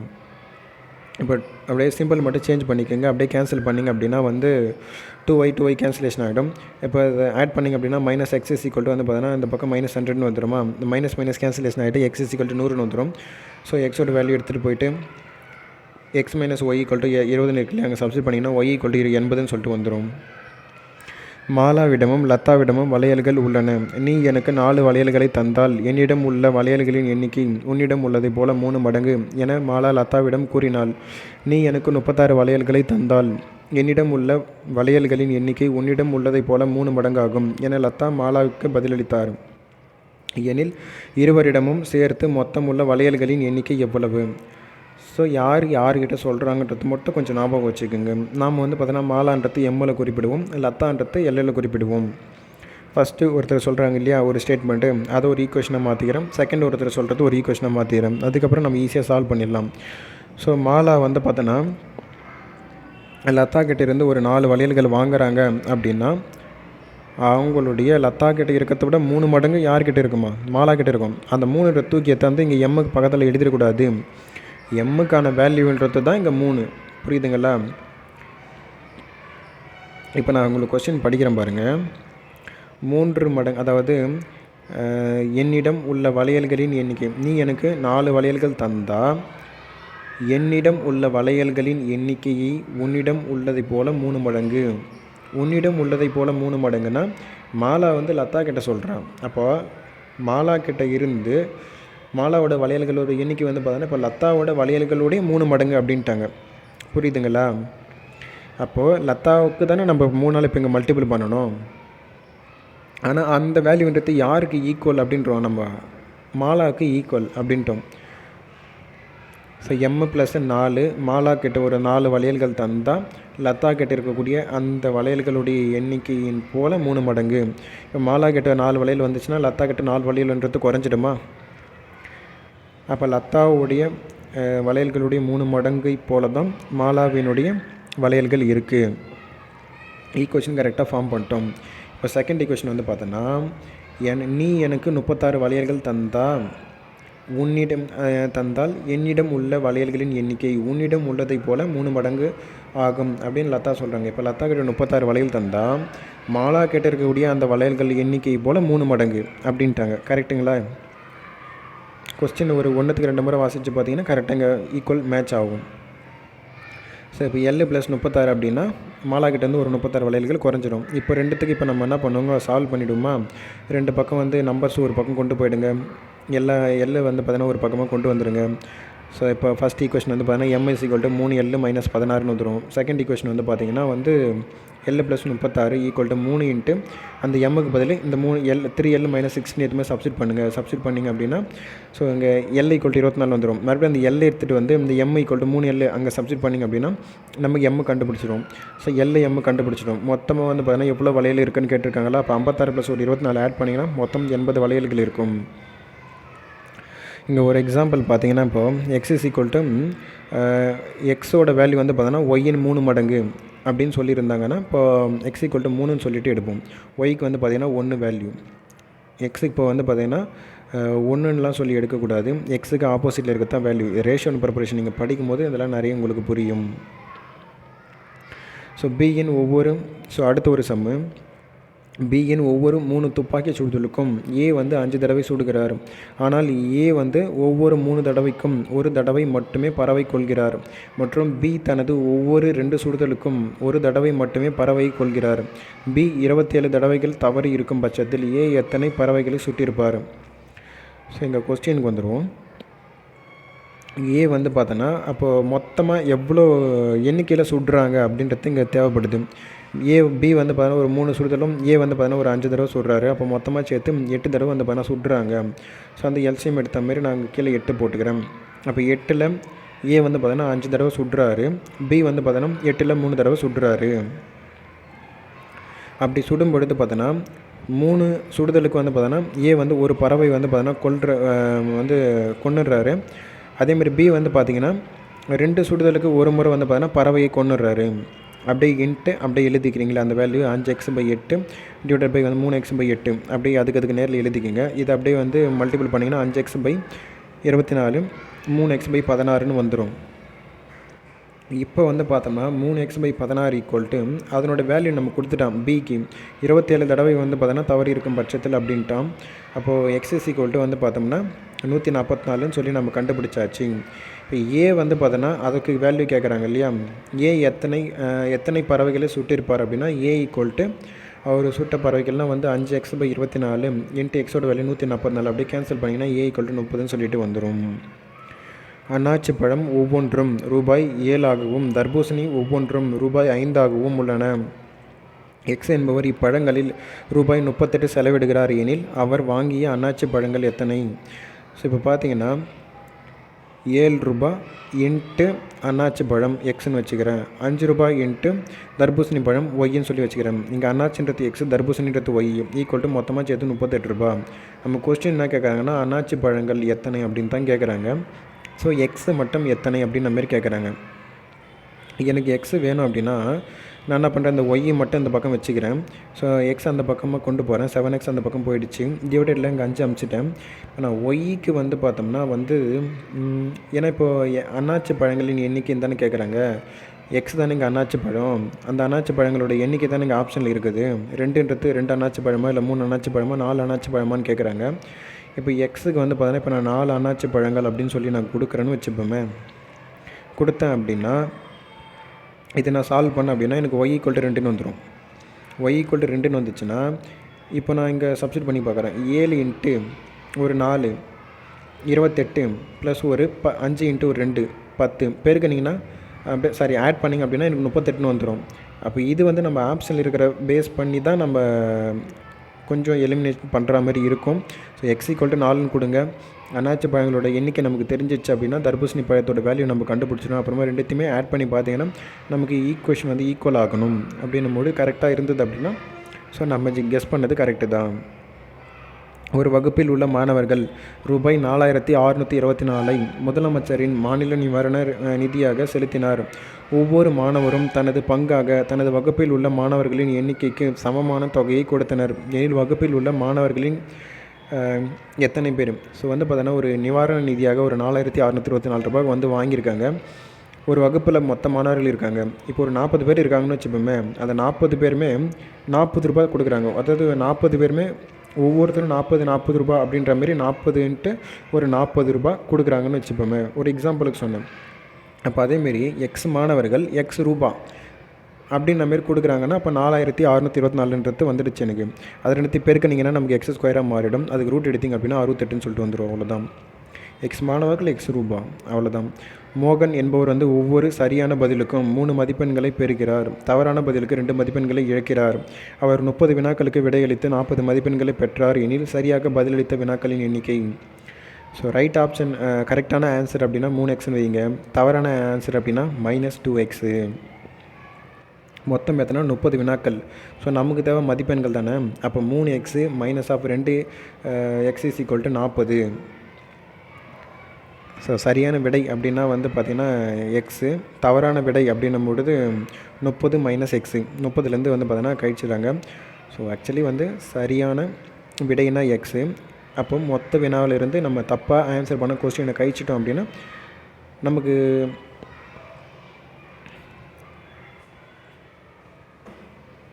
ஸோ இன்னொரு சமு, மோகன் என்பவர் ஒவ்வொரு சரியான பதிலுக்கும் 3 மதிப்பெண்களை பெறுகிறார். தவறான பதிலுக்கு 2 மதிப்பெண்கள் இழக்கிறார். அவர் 30 வினாக்களுக்கு விடையளித்து 40 மதிப்பெண்களை பெறுகிறார் எனில் சரியான பதிலளித்த வினாக்களின் எண்ணிக்கை காண்க. ஸோ சரியான விடை அப்படின்னா நம்ம எக்ஸ்ன்னு வச்சுக்கிறோம். அப்போ மொத்த வினாக்கள் அப்படின்னா 30, அதிலிருந்து நம்ம சரியாக ஆன்சர் பண்ணதை கழிச்சிட்டோம் அப்படின்னா தப்பான ஆன்சர் நமக்கு கிடச்சிரும் இல்லையா. ஸோ இது அப்படியே இருக்கட்டும். ரெண்டாவது வந்து பார்த்தோம்னா நம்ம மதிப்பெண்கள் ஈக்குவல் பண்ணிவிடும். ஸோ கரெக்டாக ஆன்சர் பண்ணால் 3 எக்ஸ்ன்றது கொடுத்துருவாங்க. தப்பாக ஆன்சர் பண்ணோம் அப்படின்னா 2 மதிப்பெண் நம்மலேருந்து மைனஸ் பண்ணி விட்ருவாங்க. ஸோ அதனால் சரியாக ஆன்சர் பண்ணால் 3 எக்ஸு, தப்பாக ஆன்சர் பண்ணதுனால கழிக்கிறாங்க இல்லையா. அப்போ மைனஸ் ஆஃப் இன்ட்டு அந்த வினாக்களின் எண்ணிக்கை. அப்போ 30 மைனஸ் எக்ஸ் ஈக்குவல் டு 40. இப்போ 3 எக்ஸு மைனஸு அப்படியே 2 உள்ளத்தள்ளி பெருக்கிட்டிங்க அப்படின்னா 60 ப்ளஸ்ஸு 2 எக்ஸு ஈக்குவல் டு 40 வந்துடுமா. இதை சால்வ் பண்ணிங்க அப்படின்னா எக்ஸ் ஈக்குவல் டு 20ன்னு சொல்லிட்டு வந்துடும். 32 முழம் உடைய பனை மரத்தில் பச்சோந்தி ஒன்று மர உச்சியை அடைய முயல்கிறது. ஒரு நாளைக்கு ஒரு ஜான் ஏறி 4 விரல் கீழே இறங்குகிறது எனில் மர உச்சியை அடைய பச்சோந்தி எத்தனை நாட்கள் எடுத்துக்கொள்ளும். ஸோ இதில் பொறுத்தவரைக்கும் நமக்கு முழம் அப்படின்னா அதனோட வேல்யூ தெரியணும். ஜான் அப்படின்னா அதுக்கு வேல்யூ தெரிஞ்சிருக்கணும். ஒரு முழம் அப்படின்னா 24, ஒரு ஜான் அப்படின்னா 12. ஸோ 32 முழம் உடைய மரத்தில் வந்து பார்த்தோன்னா அப்போ 32 இன்ட்டு ஒரு 24ன்னு சொல்லிட்டு எழுதணும். ஒரு நாளைக்கு வந்து பார்த்தோன்னா ஒரு ஜான் ஏறுது, 4 விரல் கீழே இறங்குது. ஒரு ஜான்னா 12 விரல், அதெல்லாம் 4 விரல் கழிச்சிடுங்க, எனக்கு கீழே இறங்கிடுது இல்லையா. அப்போ கழிச்சிட்டிங்கன்னா ஒரு நாளைக்கு வந்து ஆவரேஜாக 8 விரல்ன்ற மாரி வந்து பார்த்தோன்னா ஏறுது அது. அப்போது 32 இன்ட்டு 24 /8 அப்படியே அடிச்சிங்கன்னா அந்த வேல்யூன்றது நமக்கு கிடச்சிரும். ஸோ அப்போ வந்து பார்த்தோன்னா அது 96 நாளில் வந்து பார்த்தோன்னா ஏறிடும் அந்த பச்சோந்தின்றது. ஸோ 100 வினாக்கள் கொண்ட ஒரு போட்டித் தேர்வில் சரியான விடைக்கும் ஒவ்வொரு வினாவிற்கும் ஸோ அடுத்த ஒரு கொஸ்டின், 100 வினாக்கள் கொண்ட ஒரு போட்டித் தேர்வில் சரியான விடையளிக்கும் ஒவ்வொரு வினாவிற்கும் 1 மதிப்பெண் வழங்கப்படுகிறது. தவறான விடைக்கும் அரை மதிப்பெண் கழிக்கப்படுகிறது. மேலும் விடையளிக்காத கேள்விக்கு 4 1 மதிப்பெண் கழிக்கப்படுகிறது. ஒரு தேர்வர் வந்து 88 வினாக்களுக்கு விடையளிக்கிறார் எனில் அவற்றுள் 61 வினாக்களுக்கு சரியான விடையளித்திருக்கிறாரு எனில் அவர் பெறும் மதிப்பெண்கள் எவ்வளவு. ஸோ கொஸ்டினுக்கு வந்துருமாங்க. ஸோ ஃபஸ்ட்டு இதில் வந்து பார்த்தோம்னா நம்ம வந்து அட்டன் பண்ணதுக்கு 1 மார்க் கொடுத்துருவாங்க. அட்டன் பண்ணாமல் அதாவது தப்பாக ஆன்சர் பண்ணதுக்கு அரை மார்க் கழிச்சிடுவாங்க. அட்டன் பண்ணாமையே இருக்கிறதுக்கு கொஸ்டினுக்கு வந்து பார்த்தோன்னா 4 ஒரு மதிப்பெண் 4 1 பங்குன்ற மாதிரி கழிச்சு விட்ருவாங்க. அப்போது நம்ம கரெக்டாக ஆன்சர் பண்ண கொஸ்டின் எவ்வளோ கொடுத்துருக்காங்க. 61 வினாக்கள் அப்படின்றதுக்கு மொத்தமே ரவுண்டாக 100 இருக்குது. நம்ம கரெக்டாக ஆன்சர் பண்ணது 61 வச்சுப்போம். 61 மைனஸ் நாம் மொத்தமாக வந்து பார்த்தோன்னா அட்டன் பண்ண கொஸ்டின்ஸு எவ்வளோனா 88 வினாக்களுக்கு. அதில் நான் கரெக்டாக ஆன்சர் பண்ணது 61 அப்படின்னா அப்போ வந்து நான் தப்பாக ஆன்சர் பண்ணது எவ்வளோ, 88 ஒரு 61 போயிடுச்சுன்னா அப்போ 27. அப்போ மைனஸ் ஆஃப் 27 இன்ட்டு ஒரு அரை மார்க்கு அப்படியே 1/2 பெருக்கிட்டிங்களா. மைனஸ் ஆஃப் 100ல் நான் 88 கொஷின் அட்டன் பண்ணியிருக்கேன். அப்போ இன்னும் எவ்வளோ கொஷின் நான் அட்டன் பண்ணாமல் விட்டுருக்கேன் அப்படின்னு பார்த்தீங்கன்னா 12 கொஷின் நான் அட்டனே பண்ணல. அப்போ 12 கொஷினுக்கு வந்து பார்த்தோன்னா எனக்கு 4ல் 1 மதிப்பெண்ன்றது கழிக்கிறாங்க. அதை நீங்கள் எழுதிக்கினீங்களா. 61 மைனஸ் ஆஃப் நான் வந்து 27 கொஷின்ஸுக்கு வந்து பார்த்தீங்கன்னா ஆன்சர் வந்து நான் தப்பாக ஆன்சர் பண்ணியிருக்கிறேன் இன்ட்டு அதுக்கு அரை மார்க் எனக்கு போயிட போகுது. மைனஸ் ஆஃப் வந்து 4ல் 1 பங்கு வந்து பார்த்தோம்னா நான் வந்து 12 கொஷின் வந்து அட்டன் பண்ணாமே விட்டுட்டு வந்துட்டேன். ஸோ அதுக்கு கழிக்க போகிறாங்க. ஸோ அப்படியே இந்த ஈக்குவேஷன் ஃபார்ம் பண்ணி கேன்சல் பண்ணிட்டீங்கன்னா ஆன்சர் வந்து பார்த்தீங்கன்னா 44.5ன்னு சொல்லிட்டு வரும். அடுத்த ஒரு கொஸ்டின், வண்ணத்து பூச்சிகள் சில பறந்து வந்து சில பூக்களில் அமர்ந்தன. அதை பார்த்து வியந்த மாணவன் கேட்டான், ஓ வண்ணத்து பூச்சிகளில் நீங்கள் மொத்தம் எத்தனை பேர். ஒரு வண்ணத்து பூச்சி அவனுக்கு பின்வருமாறு மறைமுகமாக பதிலளித்தது, ஒவ்வொரு பூவிலும் ஒருவர் வீதம் அமர்ந்தால் எங்களில் ஒருவருக்கு பூ கிடைக்காது. ஒவ்வொரு பூவிலும் 2 பேராக அமர்ந்தால் ஒரு பூ யாரும் அமராமல் மிச்சம் இருக்கும். மாணவன் சரியாக கணக்கிட்டு கண்டுபிடித்து வண்ணத்து பூச்சிகளின் எண்ணிக்கை மற்றும் பூக்களின் எண்ணிக்கை முறையே காண்கன்னு சொல்லி கொடுத்துட்டாங்க. ஸோ இப்போ என்ன சொல்கிறாங்கன்னா வந்து ஒவ்வொரு பூச்சியுமே வந்து பார்த்தோன்னா போயிட்டு ஒவ்வொரு பூவிலையுமே உட்காந்துச்சு அப்படின்னா ஒரு பூச்சி வந்து பார்த்தோன்னா சீட்டு கிடைக்காது அதுக்கு. அப்போது ஒரு பூவில் வந்து பார்த்தோன்னா 2 பூச்சியாக உட்காந்துச்சு அப்படின்னா ஒரு சீட்டுன்றது காலியாக கிடக்கும். ஸோ அவ்வளோதான். இப்போ என்ன பண்ணுங்கள், ஆக மொத்தத்தில் இங்கே பூன்றது நான் எக்ஸ்ன்னு வச்சுக்கிறேன், அந்த தேனீக்கள் வந்து பார்த்திங்கன்னா ஒய்ன்னு சொல்லி வச்சுக்கிறேன். ஸோ அப்போது ஒரு பூவில் ஒரு தேனி உக்காந்தது அப்படின்னா மீதம் எனக்கு வந்து பார்த்தோன்னா ஒரு பூ, அதாவது ஒரு தேனீக்கு வந்து பார்த்தோன்னா கிடைக்காது. ஸோ ஈக்குவல் டு 1ன்னு வச்சுக்கிறேன்.